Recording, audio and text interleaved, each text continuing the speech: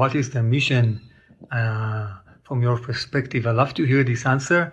I heard from my beloved teacher, John Melchizedek. He says once that the Hebrew wrote the Bible from the future, even the Torah from the future, and also that they came from out of this planet. And I've been hearing so many interesting things and different types of versions, and I really love to hear to have much more light about this very important topic for me. So if you can please shine your loving light upon this, that's my question. I want to say thank you very much, dear Bashar, for all that you do. Toda, Shivai, and Shalom. God bless. This is a very complex question with an answer that we cannot go into in great detail at this time. We will give you this and this only today. The original idea, of course, always, as everything, goes back to the Anunnaki, comes through the idea of Atlantis, genetically speaking, maintained more to a high degree of some of the Anunnaki genetics in Atlantis, came into the idea of Egypt, utilizing some of the Atlantean awareness, and went through Egypt and came out into what you now call the Middle East, still bearing strong extraterrestrial connections because of the genetic makeup that connects them to the original Anunnaki. In a sense, it is a preservation of those original genetics that can be spread around the world in a way that will allow for a greater sense of the opening of those markers genetically within many people, because there is now a high degree of mixture among all humans, that those genetics were preserved in the way that they were by leading certain groups from Atlantis through Egypt into the Middle East, spreading out from there in a variety of ways. This affords more opportunity for the idea of the hybridization agenda to succeed, and also more opportunity for the human race to evolve to its next phase as the sixth hybrid race. 6, as above, so below, the Jewish star. That is the answer we can give today.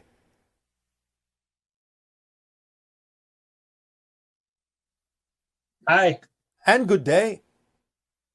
A number of years ago, I had an experience. I was researching some sightings in Mexico, and I went to go turn my light off.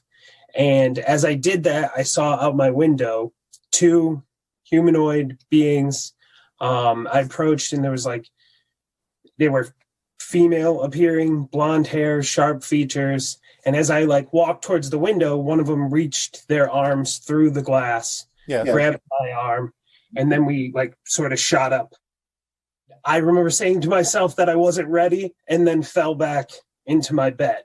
All right. So since then, I've had a couple of smaller experiences, and I've begun to connect in different ways and channel a little bit, or interpret something. Specifically, I wanted to know how to get into contact with them, but those 2 beings and what exactly they were. I have some concept, but they were a type of hybrid. What's that? Type of hybrid. Okay. Which type?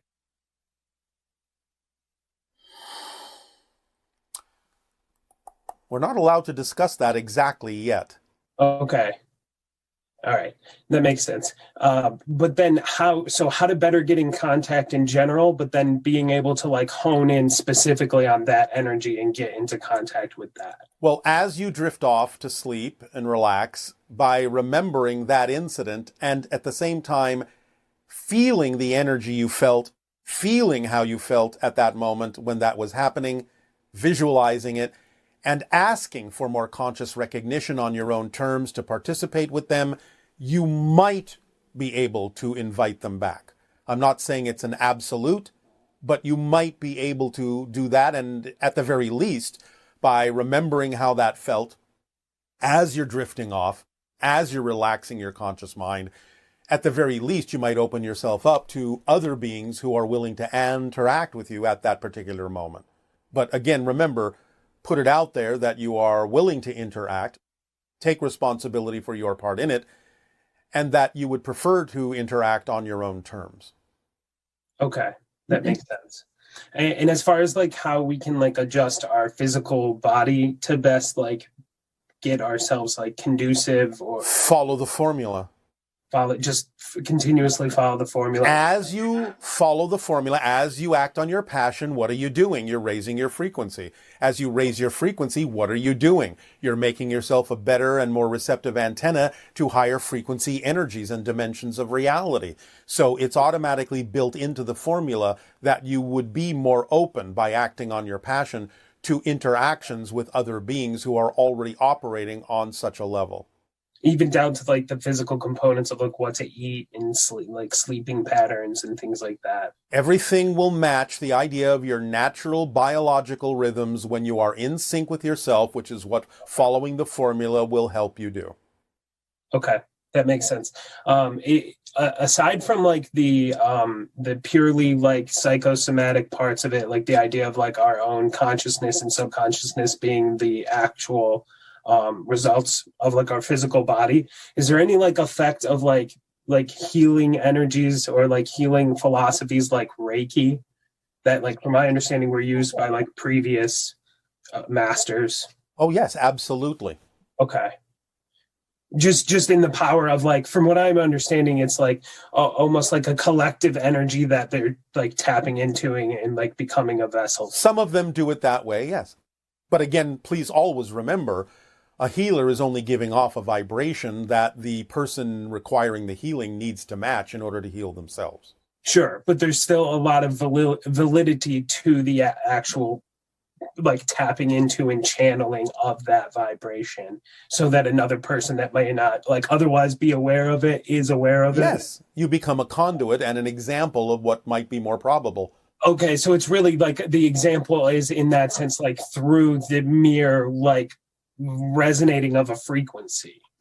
Yes, which goes hand in hand with you being in the vibration of your passion and the commensurate actions you take that go along with it that make you a living example of that frequency. So in a sense, by acting on your passion, you become a conduit that increases the probability of the existence and exposure to those frequencies to give more people more opportunity to match those frequencies.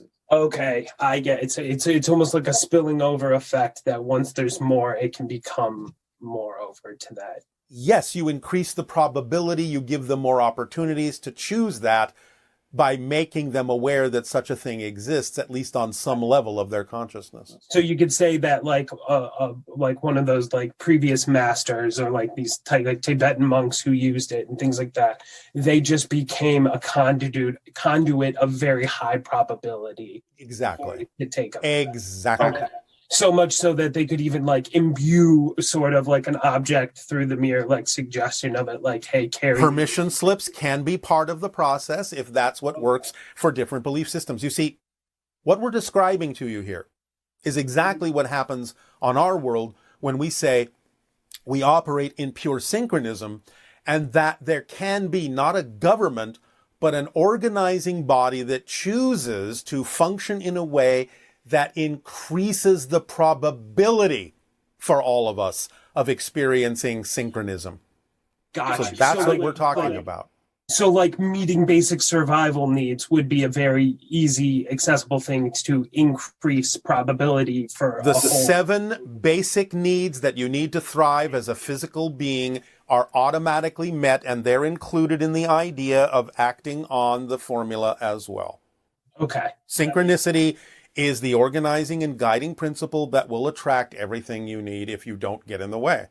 So really, we don't necessarily need to even like know all the different aspects of it, but just follow synchronicity and passion. Yes, because it's going to bring you what works for you. Because why would it bring you something that wouldn't work for you unless you have asked it to? Sure, yeah. And then, like, not to say that doesn't happen with like sloppy thinking, but right. as far as like the specific belief systems and specific ideologies to get through that sort of, we are just delivered to you in that synchronicity. When you are within alignment in your belief system and being your true self, everything that is germane and relevant for that true self can do nothing but manifest in perfect timing. Sure. Okay. You can only experience the vibration you put out. You cannot experience a vibration you're not putting out. So, and then to the converse of that, if you experience anything else, then you must be putting out a vibration. Correct. And that's the self-correcting mechanism. If you get a reflection you don't prefer, that's not an invalidation. It's just an objective observation. Then the question is, what are my beliefs that are generating this kind of reflection? And by staying in a positive state, you can use what you don't prefer in a way that you do by learning the lesson of why it's there, because there's got to be a reason that it happened. Sure. Is it always necessarily like a direct reflection that? No. As we have said, especially interacting with other people, it's not always a one-to-one reflection just because they're in your life and they may be somebody that's not necessarily vibrationally completely compatible with you, but you may be willing to be a vibrational conduit for them to get out of that whatever they needed by showing up in your life. Okay, that makes sense. Yes, I know. That's why I said it. Fair. Well, thank you very much. You are very welcome. Good day. Good day.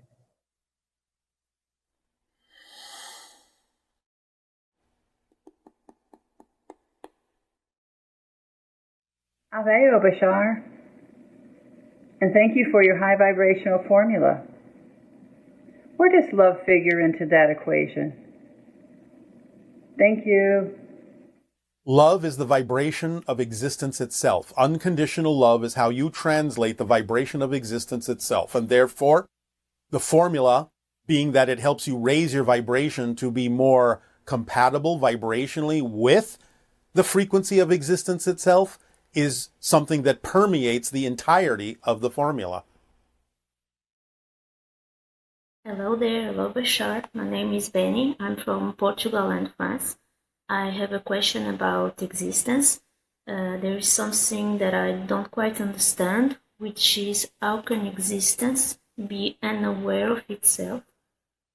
If we eventually all go back to the source at some point, how can this part of all there is, which is aware of itself, at some point become unaware of itself when she goes back to the source? Thank you. Bye, Bashar. You're thinking linearly. You don't go back to a source. And the idea of the portion of the one and all that is exists simultaneously. The idea of the one that isn't aware of itself exists simultaneously with the expression of the one that is aware of itself. That's why we refer to it differently as all that is. But you don't go back to it in the linear sense. I understand what you mean by the question, but that's not exactly how it works, mechanically speaking. You can raise your vibration, you can become your version of all that is, but the idea is that because you are a reflection and self-aware, you never actually become unaware. You are representative of the portion of the one that is aware. It's just that the portion that is not aware also exists simultaneously with the portion that is. Therefore, you do exhibit both, but you will never be aware of the portion of yourself that is unaware of itself. So why bother to focus on it? Hi, Bashar. And to you, good day.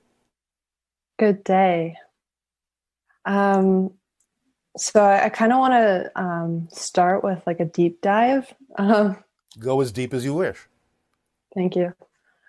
Okay, so linearly speaking, I know that there is no linear time, but yet here. Well, there is an experience of linear time, but Yeah. time itself, yes, is a created side effect. Okay. And what I've been processing the past few days has been some old layers surfacing related to having a having sexual encounters. Yes. And But remember, they're not old in and of themselves. You're simply recreating them in the present okay. for whatever reasons you believe you need to. Okay. And I feel like one of the reasons why I need to is because I feel like I want to, on some level, be of service to other women and people who have had experiences. And how would you like to go about doing that? in a fun way, in a All right. Well, is your imagination up to the task? yes. All right. So what's the issue? I think sometimes I get maybe too insistent on, like, Yeah. I guess I just want to be sure I'm coming at this from like the right angle. And All right. Well, as long as you are concerned that you might not be coming at it from the right angle, you will probably continue to course correct yourself. Okay, that's helpful. Yes. Because people, in a sense, that continuously don't necessarily come at it from a positive angle usually never think about course correcting themselves. They simply think they're right. And that's where the insistence comes from. Okay. They think they know better than someone else what someone else's life path has to be. So as long as you understand that you're here to be of service by sharing what it is you wish to share that is representative of your passion, doing it in the way that's exciting and fun for you and helpful, other people will pick up on it to whatever degree they need to. But what other people do with what you have to share is none of your business. Okay. Because you don't know what they need and what they don't need at this particular moment. They'll ultimately take care of themselves, but you have already helped them by at least giving them an option. They don't have to choose it, but now that they're aware of it, they might incorporate it at some point in their lives, sooner or later, but that really doesn't matter because that's up to them. You have helped just by providing information that you believe is helpful from your point of view. And that's why you don't need to be insistent about it, because you know that everyone is fundamentally an eternal, infinite being. There's no hurry. They'll get the idea somewhere along the line. Yeah. So, what's your rush? Right. Oh, I love that. Thank you. You're welcome. Just be of help. That's all you can do. Okay. That feels really good. Remember, you will attract the audience for whom your particular help works. You will never attract the audience for whom it doesn't. Okay. So why, as you say, why sweat it? Yeah. Oh, I like that. Oh, that's a good hint. Thank you. You're welcome. We love giving hints. Anything else? Yeah. So this is okay. So I recently had an experience of being in multiple places at once and in multiple states at once. How exciting. It was really exciting and I really loved it. And in the midst of this experience, I was having a challenging conversation with someone that I love. And, yes. I learned so you stretched yourself out to connect to other things more consciously so you could bring that information and experience to bear in your conversation? Yes. All yes. right. Yeah. Good for you. Thank you. And in the midst of the challenge, I asked my guides, because I was feeling kind of frustrated with this challenge in the moment. And I asked my guides, why am I experiencing this challenge? And you just told me. And also, they said something along the lines of, you're experiencing a soul fracture. And I know that the soul can't be fractured, but I wanted to get your take on that. Well, yes, again, you had certain preconceived notions that you needed to divest yourself of. And so you had to sort of, well, create an experience that I suppose euphemistically could be called a soul fracture. Not, again, as you say, that the soul can be fractured per se. But you can create an experience as if it is, so that you can start to view yourself in all the different compartments you may have created within your consciousness that hold contradictory and different belief systems that don't necessarily work together, so that you could see those contradictions, bring yourself back together more holistically to move forward from that point. Beautiful. Yes. And as It's you like read my energy, looking into a hall of mirrors and seeing a multitude of reflections, and the reflections each reminding you that you're the source of all the reflections, so you can come back into the center in a more holistic and unified way.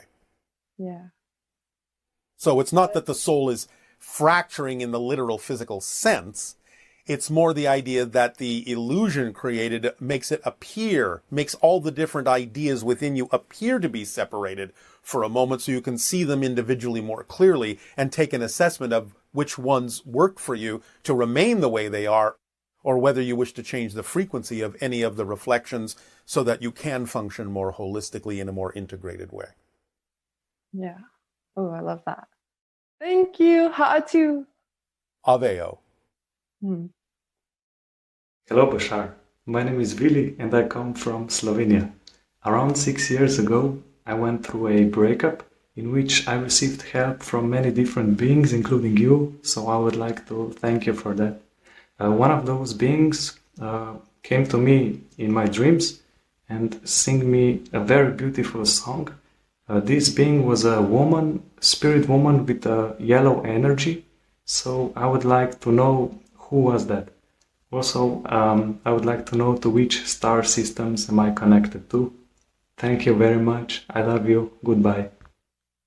It was a guide. There are some extraterrestrial connections that you have to Sirius, to Pleiades, and a few other things, but that's what we'll give you for now. Pleasant dreams. Hello, Bashar. First, let me thank you. Thank you a lot for all the teachings and all the transmissions and the wisdom that you shared with us. My passion, my excitement is all about music, frequency, singing. I'm really passionate about using my voice and also helping others to use theirs. At the moment, I have committed to learning lucid dreaming, and I'm working on a mantra soundscape type of structure thing. I have written a melody and lyrics, and now I'm looking for a specific pitch, a frequency basis for this piece to be performed on. The idea is that I will record it, and then it should be used to fall asleep. So primarily I do it for myself, but I hope to be able to share it if it's effective for more people. And so while falling asleep, I would like to pick the best frequency to induce lucid dreaming. So I hope you can give me some guidance with possibly a specific frequency, or maybe some feedback on this process I'm doing. Thank you, and my unconditional love to you. A combination of the Schumann resonance, 7.85 cycles per second, along in combination with middle C, will help you. 440 hertz. And you said it was going to be nuts. And you gave us advice on how to navigate through. What would be your forecast for energies for 2021? Are things going to be more nuts, or are we going to see the great awakening and the shift happen this year? As we have said, you are still going through the eye of the needle, probably to the end of 2023 or somewhere within that year before things really start to change. So the idea is to maintain the bubble of energy, the state of being that we have recently delivered to you, called high honesty, integrity, gratitude, and humility, that will carry you through, while you're also during this process continuing to let go of those fear-based belief systems that may hold you back, that may not allow you to go through the passage of the eye of the needle as smoothly as you could. This is a transition time, and therefore take advantage of it to take the time, because once things really do start to accelerate toward more of the idea of awakening and open contact in and around or after 2023, then there won't necessarily be the same advantage of time that you have right now to take advantage of, to streamline yourself so that you can experience the changes that are going to happen in a more accelerated way after the eye of the needle passage, in an easier, more effortless way. So take advantage of this time now to continue going through the process of letting go of those things that don't serve you. And the second question is, the most popular question in this list of Ustream questions is asking for an energy reading of the rest of 2021. What beliefs are beneath that desire to know what is going to happen before it happens?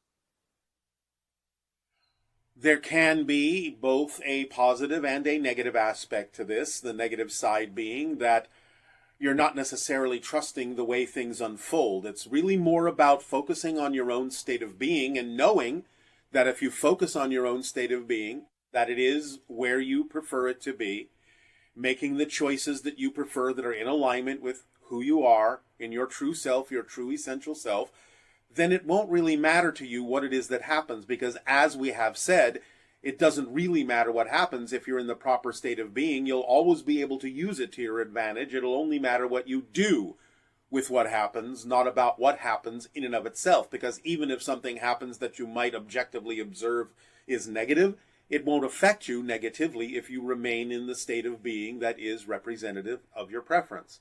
So the idea is that you're becoming more sensitive on the positive side to recognizing what it is ahead of time that you're setting up that might be more highly probable to manifest.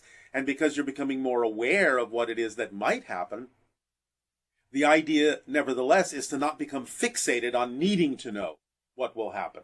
So it's a balancing act, as usual, between becoming more sensitive to the idea of what might manifest when you make certain different kinds of choices, and not necessarily needing to know exactly what will manifest, so that you can leave some leeway for your higher mind and synchronicity to bring you what you need in the form in which you truly need it that will serve you best, so that you don't become too fixated and insistent on what that form needs to actually look like.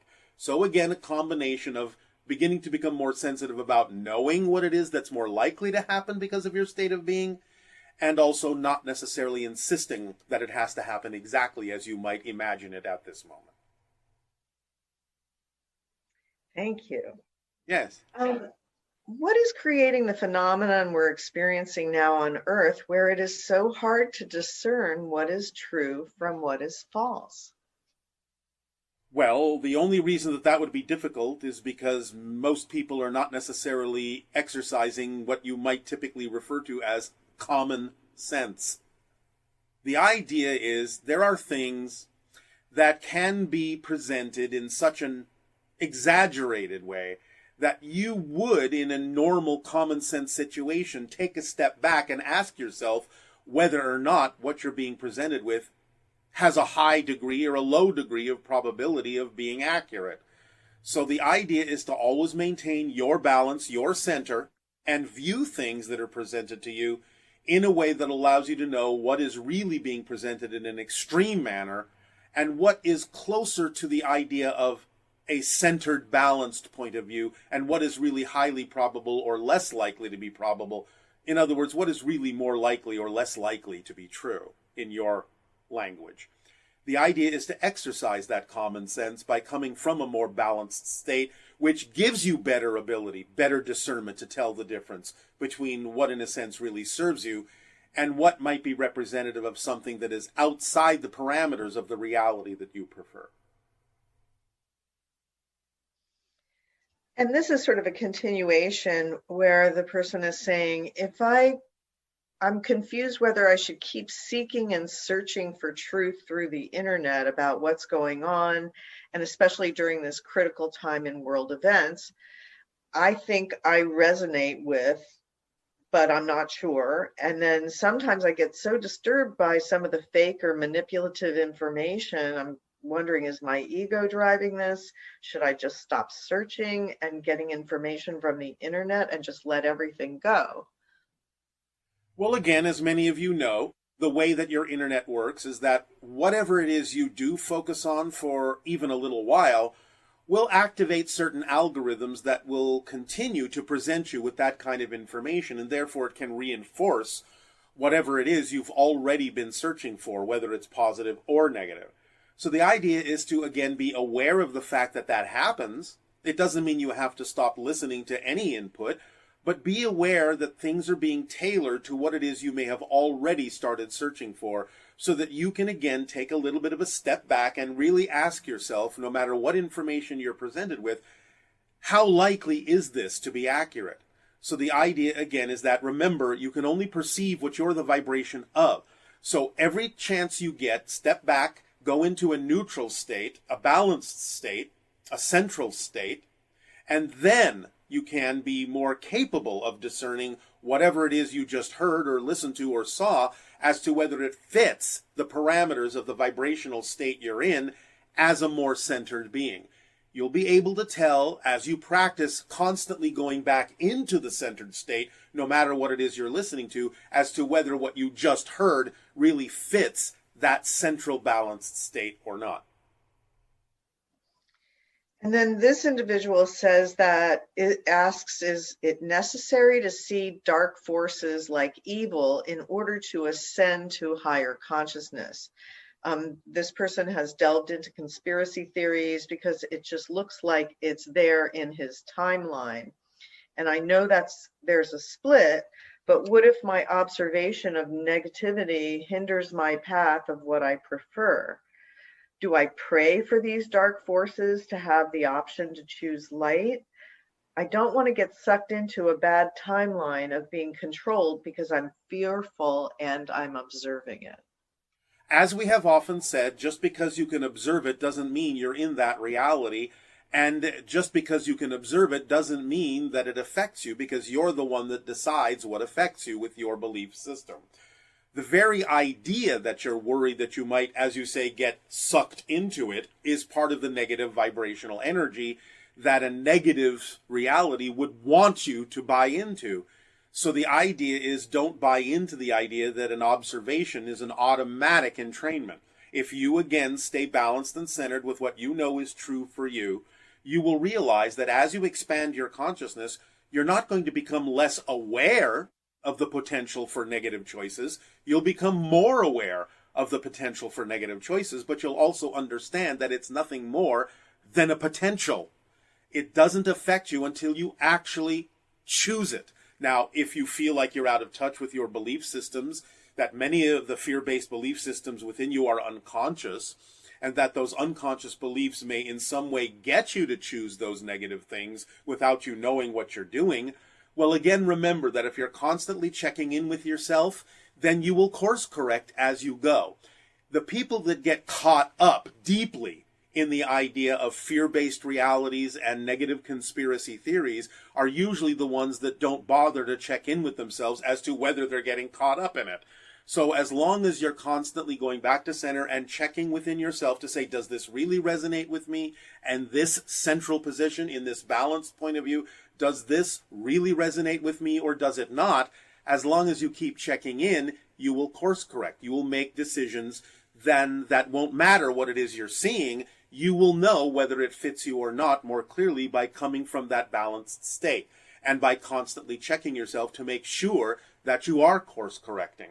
Again, the people that simply fall, as you say, head over heels or hook, line, and sinker into things that are not necessarily in alignment with who they truly are, never really stop to bother and check themselves to see whether or not they're going too far in one direction or another. But everything contains positive and negative energy on every level. So as you expand, you'll become more aware of the negative as well as the positive, but you'll also become more aware that you can choose what you prefer without invalidating what you don't. Expanding on that, this individual says, I'm seeing more and more control methods. Some I knew as a child, at least it was from my perspective. Does this mean I just have to heal within? If I see control mechanisms outside of me, do I have an issue with control inside me? And if so, how do I heal that? I've tried changing my beliefs, but I'm still seeing control mechanisms. Then if you are changing your beliefs, and still see other people creating control mechanisms, then why not just assume it's a neutral observation as opposed to falling into the worry that somehow it's going to affect you or going to be representative that you might still have negative fear-based beliefs within you. Again, You have the choice to always make sure you're clear within yourself. But just because you're clear within yourself, remember that you are in a time and place of transformation on your planet, where just because you might be clearer doesn't mean you're going to immediately stop seeing other people making choices that are vibrationally incompatible with you. This is going to continue for a little while. Eventually, in the years down the road, you will generally no longer perceive things or people that are making choices that are not compatible with the reality that you've chosen. But that's not going to happen for a little while, because you have to practice getting used to the idea in this transformational age of being capable of seeing things that are not your preference and learning to not react to them, learning not to take it personally, learning not to assume that there's something going on within you all the time. Again, in honesty, you always have the opportunity to check within yourself and say, well, is this something about my own belief system? Or is this simply my ability to neutrally observe that other people are choosing things that I don't prefer? Again, the more you practice being in the center and in balance, you'll have eventually the discernment to tell the difference as to whether it's your issue or their issue. And if you understand it's simply their issue, then you're doing nothing more than observing someone else. And by being a living example of being your true self, then you, yes, are giving them an opportunity to see, in looking at you, the possibility that they might be more capable of choosing the option to be more of themselves. Not that they have to, but the idea is the more you're centered within your own being and understand that your observations aren't immediately to be assumed to affect you in any way, shape, or form that you don't choose to be affected by, then you can become an example to give them, with your compassion, an opportunity in seeing you and maybe making choices that might be more positive for them. But you can't insist that they do so, and you can't assume that just because you can see them that there's something wrong going on within you.